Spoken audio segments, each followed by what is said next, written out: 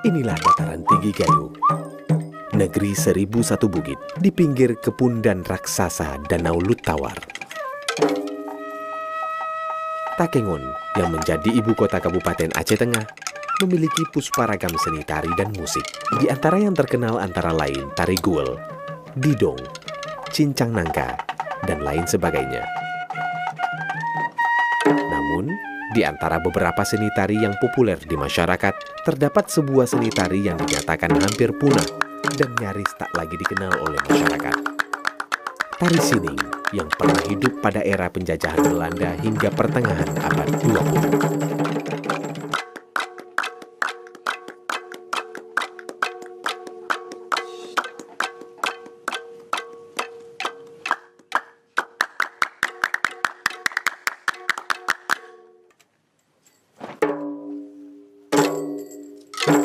Direktorat Kesenian Dirjen Kebudayaan Kemendikbud bekerja sama dengan Balai Pelestarian Nilai Budaya Aceh berusaha melestarikan beragam seni dengan melakukan kegiatan revitalisasi seni yang hampir punah, yang merupakan upaya untuk menghidupkan kembali kesenian yang nyaris lekang dimakan waktu dan dilupakan generasi saat ini.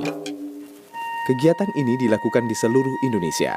Dengan kegiatan ini diharapkan terjadinya pewarisan seni kepada generasi muda.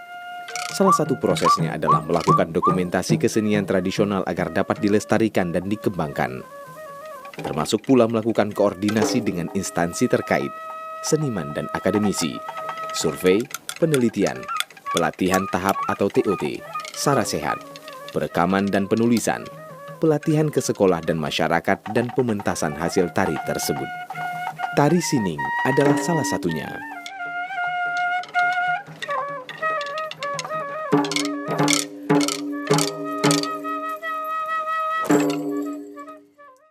Sebenarnya sining itu sebuah gerakan.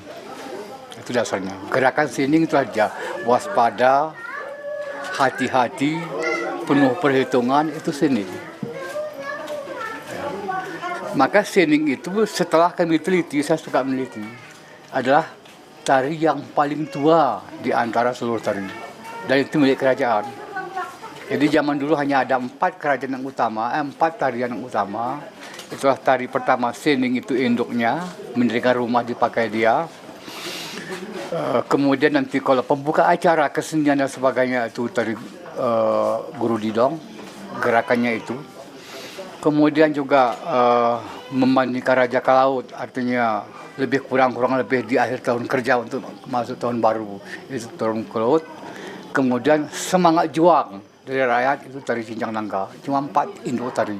Tapi induk tertuanya semuanya bersumber dari tari sini.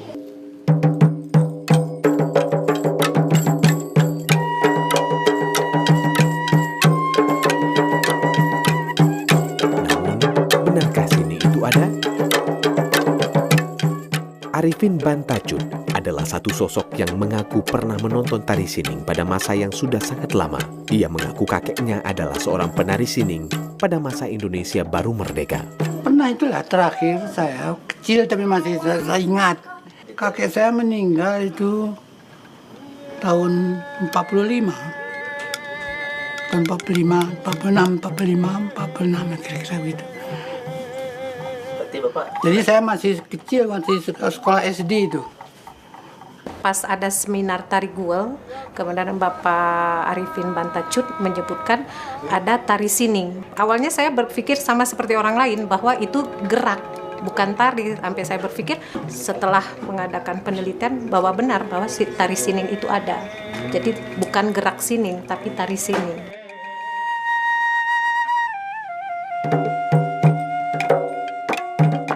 Yang dimaksud gerak dan bukan tarian oleh Pak Arifin dan Ana Kobat adalah bagi yang mengetahui makna kata sining, khususnya para orang tua.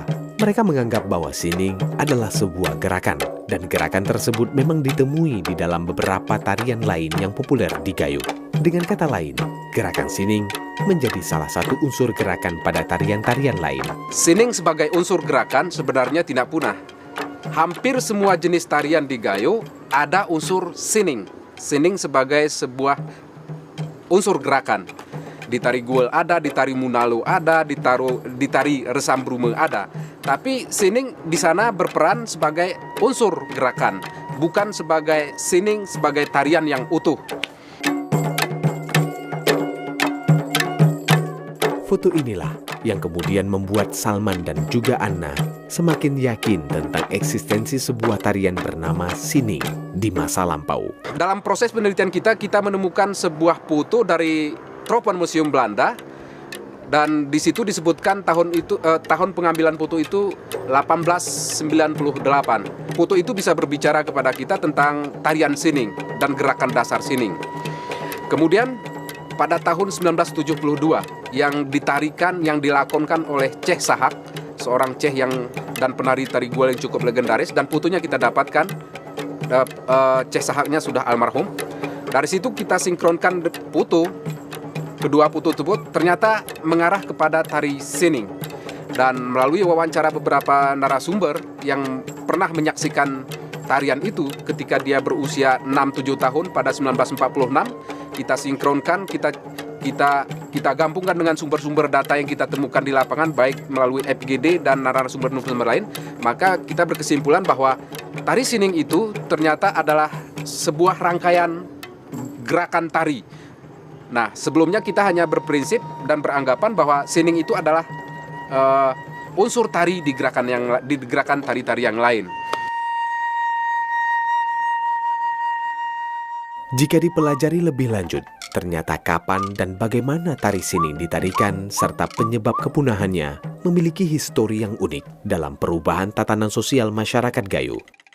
Pada awalnya, sining ditarikan untuk menepung tawari rumah yang hendak didirikan. Asal mula dari sining itu pada saat mendirikan tiang rumah, membangun rumah. Pada zaman dulu membangun rumah itu dasar bangunannya dulu, pondasinya dulu. Tiang itu disusun dulu, sudah jadi baru diberdirikan. Jadi sebelum diberdirikan tiang itu mereka nari di atas tiang.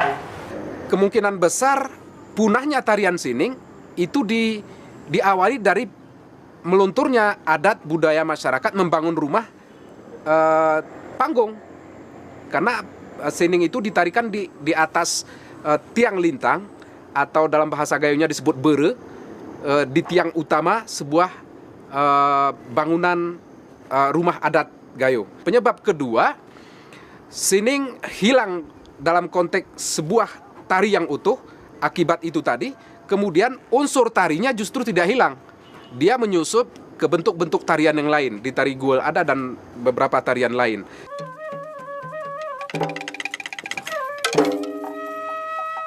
Lalu, bagaimana sining ditarikan? Kalau untuk menarinya hanya 2, pemusiknya yang banyak, sekitar 10-an kalau pemusiknya. Pemusik itu ada suling, terus ada teganing, ines, terus ada grantung, terus tepok didong. Alat musiknya biasanya mengacu kepada lingkungan. Karena ini prosesi membangun sebuah rumah, maka alat musiknya lebih banyak itu bersumber dari bunyi alam, bunyi kekayuan. Kalaupun kemudian ada unsur musik dengan gendang atau gegedem bahasa Gayonya, itu adalah saya kira unsur musik tambahan. Meskipun sebelumnya dalam tarian sining itu hampir semua alat musiknya itu dari bebunyian dari kayu yang akan digunakan untuk membangun rumah.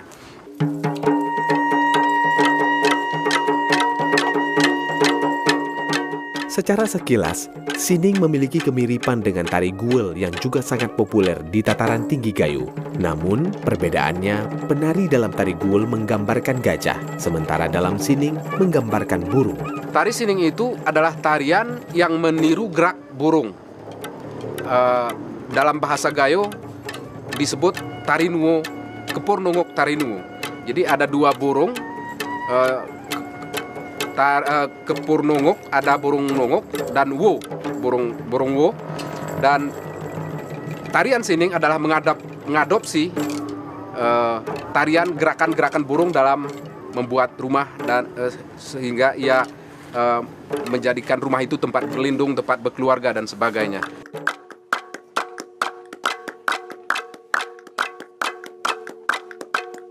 Untuk masuk awal, saya mengambil gerakan tepung tawar. Kemudian dia ada gerakan kepur nunguk.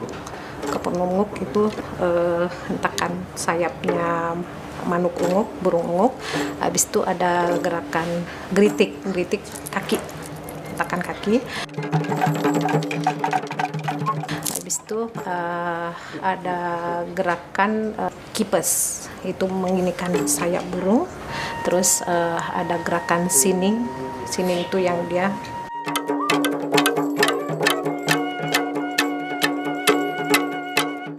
terus ada gerakan janging itu tuh yang salaman, yang menyebutkan dia salam itu gerakan bersalaman. Terus ada gerakan runcang, jadi gerakan runcang itu untuk membangun rumah itu ada untuk keseimbangan. Jadi ada dua penari, mereka gerakannya beat, mungkin temponya agak naik, disebut gerakan runcang.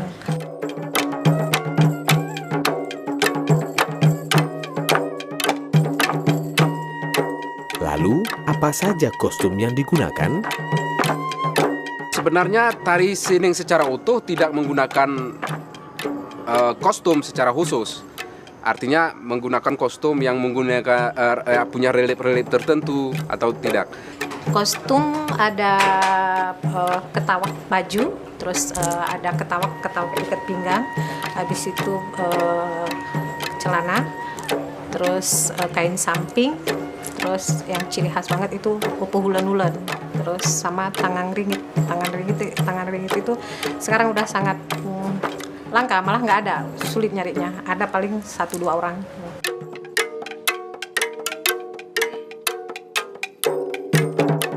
Perbedaan waktu yang panjang antara sining tempo dulu dengan sining yang berusaha digali saat ini tentu menyisakan beberapa perbedaan. Semisal penggunaan properti tari itu sendiri. Apa saja perbedaan tari sining di antara kedua masa tersebut? Di foto 1898 itu sang penari berdiri di atas sebilah papan yang merapat ke tanah. Itu digunakan sebagai simbol bere rumah tadi atau tiang melintang rumah tadi. Nah, ada juga sumber yang kita temukan bahwa sining itu ditarikan di atas dulang. Setelah saya lihat, ada banyak yang diambil dari dasar sining itu seperti geritik. Geritik itu dasar dari tari sining, geritik, dan ada di guel. Habis itu ada cincang nangka itu juga ada di sining. Cuman ininya yang berbeda, bentuknya aja berbeda. Jadi dasarnya tuh emang sining ini salah satu akar dari tari yang ada di Gayo.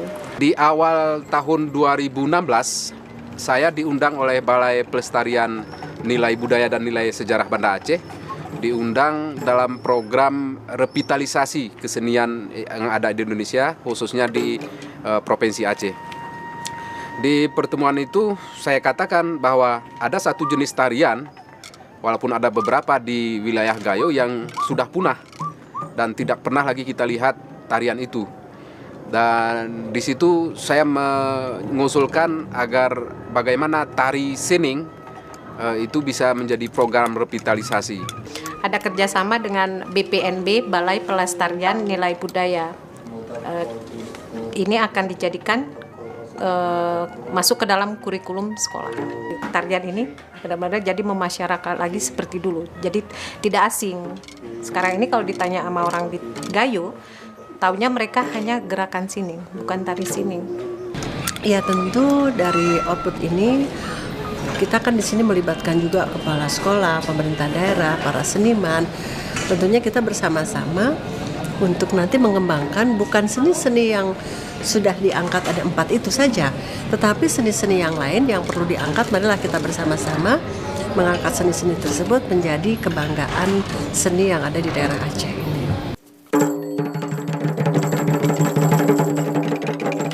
Sining memiliki beragam filosofi. Ulen-ulen menggambarkan kepak sayap burung yang penuh pesona.